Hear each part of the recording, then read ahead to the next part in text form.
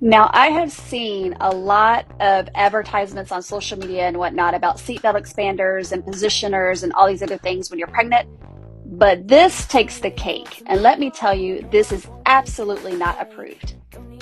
Seatbelt positioning devices of any kind are not recommended in pregnancy.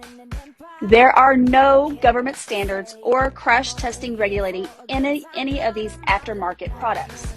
So stay away from things like this and other seatbelt expanders and positioners, and let's talk about the proper way to wear your seatbelt and how to handle airbags. You should always wear a seatbelt in pregnancy. It is the single most effective action you can take to protect yourself and your unborn child in the event of a car wreck. Never drive or ride in a car without buckling up first, please. This is the proper way to wear a seatbelt.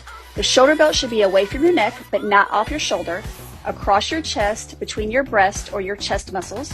Be sure to remove any slack from your seatbelt. As far as the lap belt, secure it below your belly so that it fits snugly across your hips and pelvic bone. The shoulder belt should never be placed under your arm or behind your back, and the lap belt should never be placed over or on top of your belly. As far as seat positioning, you can adjust your seat to a comfortable upright position with keeping as much distance as possible between your belly and the steering wheel. If you need additional room, you can adjust the steering wheel or have someone else drive if you need to. And then if you're a passenger, move your seat back as far as possible. Now this diagram here, it talks about minimizing the gap between your shoulder and the seat belt and avoid reclining your seat more than necessary. Also avoid letting your belly directly touch the steering wheel. What if my car or truck has airbags? You still need to wear your seatbelt. Airbags are designed to work with seatbelts, not replace them. Without a seatbelt, you can still crash into the vehicle interior and other passengers or be ejected from the vehicle. If your car has an on-off airbag disabling switch, always keep it on. It's the best protection for you and your unborn child.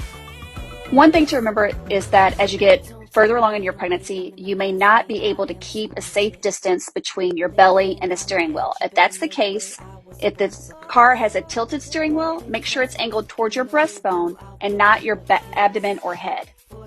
There's also been some talk about swivel seats that you put into the car seat and then you sit on that to help you rotate a little bit easier when you're getting out. Again, we don't have any safety testing for that in pregnancy, but it seems to me that if you have that and you're sitting on it and you're still able to place the seatbelt properly and the way it's recommended, that it should be okay. But again, there are no tests to confirm that.